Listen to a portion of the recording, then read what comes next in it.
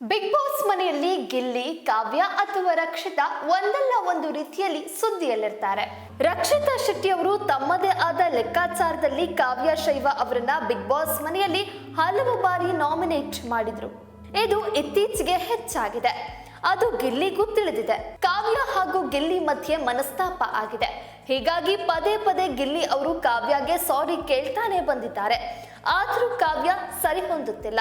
ಇದರ ಬೆನ್ನಲ್ಲೇ ರಕ್ಷಿತಾ ಗಿಲ್ಲಿಗೆ ಕೆಲವು ಬುದ್ಧಿ ಮಾತುಗಳನ್ನ ಒಳ್ಳೆಯ ಸ್ನೇಹಿತೆಯಾಗಿ ಹೇಳಿದ್ದಾರೆ. ಸಮಯ ಕೊಡಿ ಅಂತ ಯಾರಿಗೂ ಒತ್ತಾಯ ಮಾಡಬಾರದು. ನನ್ನ ಜೊತೆಗೆ ಮಾತಾಡಿ ಅಂತ ಯಾರಿಗೂ ಒತ್ತಾಯ ಮಾಡಬೇಡಿ. ನನ್ಗೆ ಲವ್ ಮಾಡು, ಗೆಳೆತನ ಮಾಡು, ಸಮಯ ಕೊಡು ಅಂತ ಯಾರಿಗೂ ಒತ್ತಾಯ ಮಾಡಬೇಡಿ. ಇದು ಅರಿತುಕೊಳ್ಳಿ, ನಿಮ್ಮ ಭವಿಷ್ಯಕ್ಕೆ ತುಂಬಾ ಒಳ್ಳೆಯದು.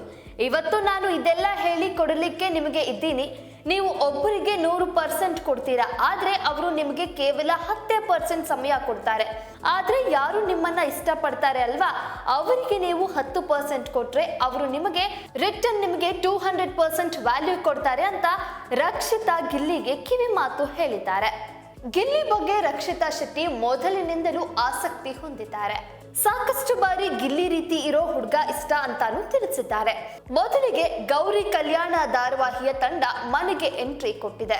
ಈ ಸಮಯದಲ್ಲಿ ಎಲ್ಲರೂ ಮದುವೆ ಬಗ್ಗೆ ಮಾತನಾಡ್ತಿದ್ರು. ಈ ವೇಳೆ ರಕ್ಷಿತಾ ಶೆಟ್ಟಿ ತಮ್ಮ ಮನಸ್ಸಿನ ಭಾವನೆಯನ್ನ ಎಲ್ಲರ ಮುಂದೆ ಹೇಳ್ಕೊಂಡಿದ್ರು. ಈ ವೇಳೆ ಅನುಪಮ ಗೌಡ ರಕ್ಷಿತಾ ಶೆಟ್ಟಿ ಬಳಿ ನೀನು ಮದುವೆ ಹುಡುಗ ಹೇಗಿರ್ಬೇಕು ಅಂತ ಕೇಳಿದ್ದಾರೆ. ಇದಕ್ಕೆ ರಕ್ಷಿತಾ ಗಿಲ್ಲಿ ಹಾಗಿರ್ಬೇಕು ಅಂತಾನೂ ಹೇಳಿದ್ರು. ಈ ಮಾತು ಕೇಳಿ ಮನೆ ಮಂದಿಯೆಲ್ಲ ರಕ್ಷಿತಾ ಕಾಲೆಳೆದು ತಮಾಷೆ ಮಾಡಿದ್ರು.